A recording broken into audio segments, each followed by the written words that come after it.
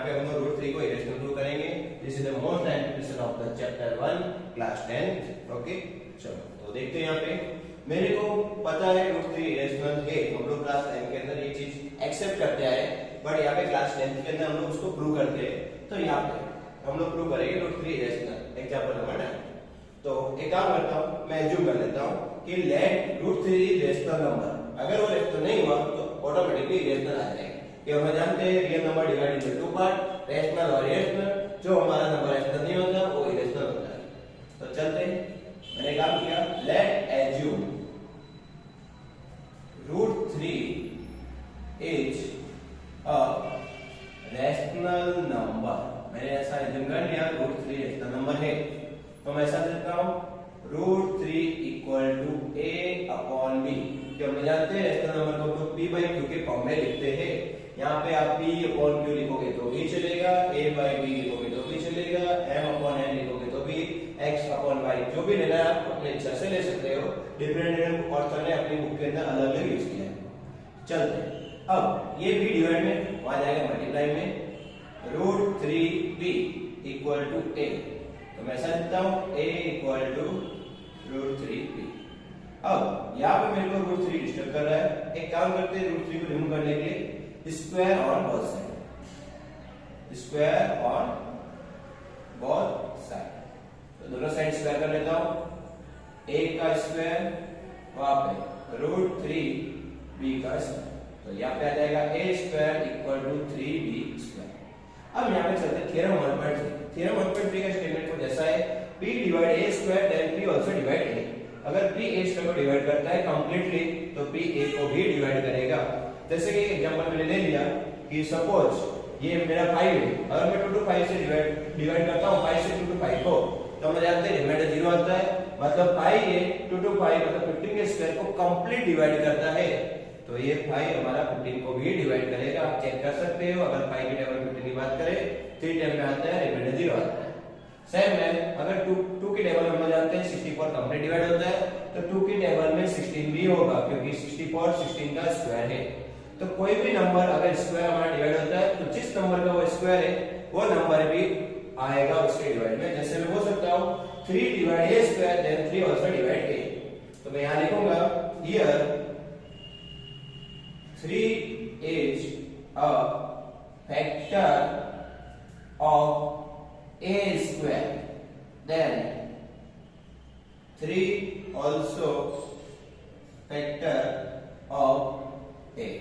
तो मैं जानते होंगे फैक्टर इसको बोलते हैं जो कंप्लीटली डिवाइड करता है उसको हम लोग फैक्टर बोलते हैं। यहाँ पे 3a स्क्वायर को कंप्लीट डिवाइड कर रहा है, तो मैं बोल सकता हूँ 3 is the factor of a square then 3 also factor of a using the theorem 1.3।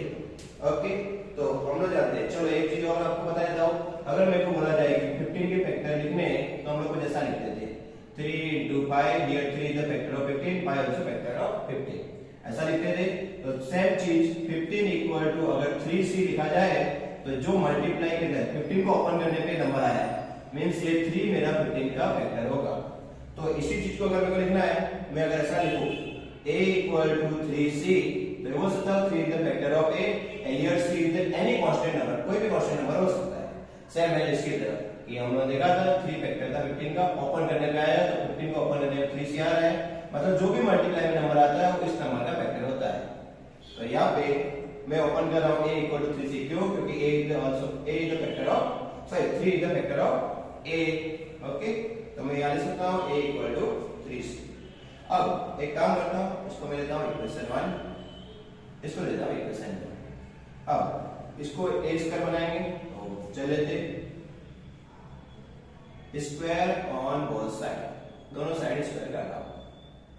तो देखते हैं यहाँ पे, तो यहाँ क्या आएगा a स्क्वायर इधर आ जाएगा 3c का स्क्वायर, मतलब डायरेक्टली लिख देता हूं 9c square. We already know about that, a square value कितनी है 3b स्क्वायर, यहाँ पे रख देंगे। तो यहाँ रख दिया 3b square equal to 9c square. कहां से? From equation 1। तो ये 3 डिवाइड हो जाएगा, b square equal to 9c square upon 3, 3 3 या 9। मैं बोल सकता हूं b square equal to 3c। Same to same इसी की तरह कंडीशन आ चुकी है हमारा, sorry b square equal to 3c square, ये की यही कंडीशन आई। हमने देखा था a स्क्वायर को ओपन करने पे आया था 3b, तो हमने कहा था 3 is the factor of a square, तो यहाँ पे ओपन करने पे आ रहा b square equal to 3c square, तो बोल सकता हूँ 3 is the factor of b square. तो फिलहाल ऊपर थ्योरम की जरूरत नहीं है, तो इसको रिमूव कर देते हैं। चलो यहाँ पे मैं लिखूंगा हियर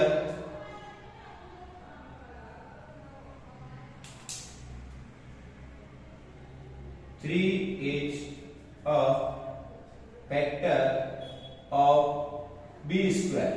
तो यूजिंग थ्योरम 1.3,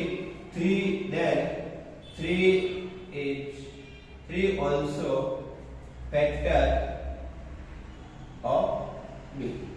ओके, जस्ट हम लोग थ्योरम 1.3 के अंदर देखा था कोई भी नंबर अगर b स्क्वायर को डिवाइड करता है तो b को भी डिवाइड करेगा।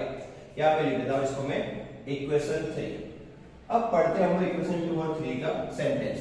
तो मैं बोल सकता हूं from equation 2 and equation 3 is a factor of both a and b। यहाँ पे 3a और b दोनों का फैक्टर है, क्योंकि स्टेटमेंट 2 में लिखा हुआ है 3 the factor of a, statement 3 में लिखा हुआ है हमारा इक्वेशन 3 में 3 द फैक्टर ऑफ b, तो मैं बोलता हूं 3 the factor of a and b। हम लोग रेशनल नंबर की प्रॉपर्टी जानते हैं, रेशनल नंबर में न्यूमरेटर एंड डिनोमिनेटर आता है को प्राइम, दोनों सेम नंबर से डिवाइड नहीं होने चाहिए। बट यहाँ पे हमने देखा 3 a से को भी डिवाइड कर रहा है, 3 a b को भी डिवाइड कर सकता है, तो मैं बोल सकता हूँ कि ये मेरा जो a अपॉन b है ये रेशनल नंबर नहीं है, मतलब √3 मेरा रेशनल नंबर नहीं है। तो मैं लिखूंगा यहाँ पे by contradiction method.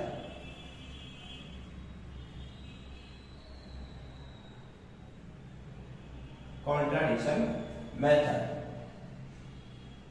Our assumption is wrong. जो हम लोगों ने एज्यूम किया था शुरुआत में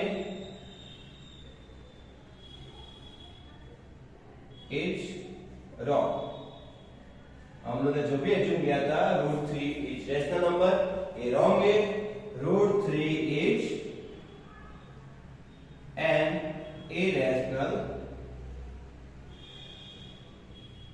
नंबर। आई होप आपको वीडियो अच्छा लगा होगा, आपको समझ में आया होगा √3 रेशनल नंबर कैसे प्रूव करते हैं। तो ये है √3 को हम लोग रेशनल नंबर पहले एज्यूम करते हैं, a square on both side करते हैं, तो a square equal to 3b square मिलेगा। मैं लिख सकता हूं 3 is the factor of a square using the theorem 1.3, then 3 also factor of a। तो किसी भी नंबर को फैक्टर फॉर्म में लिखेंगे तो हम कुछ ऐसा लिखेंगे a इक्वल टू 3c, फिर से a को a स्क्वायर में कन्वर्ट करेंगे, a square equal to 9c square, square on both side. अब a स्क्वायर की वैल्यू आप पुट करेंगे तो b स्क्वायर की वैल्यू मिलेगी मेरे को 3c स्क्वायर। सेम कंडीशन हो जाएगी, यहाँ पे b स्क्वायर को ओपन करने पे 3 आ रहा है, तो 3 is the factor of b square using the theorem 1.3, 3 is the factor of b। तो मैं फ्रॉम इक्वेशन 2 और 3 दोनों स्टेटमेंट में से मैं बोल सकता हूं 3 is factor of a and b both, दोनों का फैक्टर है। तो हम बाय कॉन्ट्राडिक्शन मेथड जो हम लोगों ने एज्यूम किया था वो एजम्पशन हमारा रॉन्ग है, और √3 क्या होगा इरेशनल नंबर। ओके, चलो लाइक करो, सब्सक्राइब करो, फॉलो करो, सपोर्ट करो। Okay, have a good day, bye.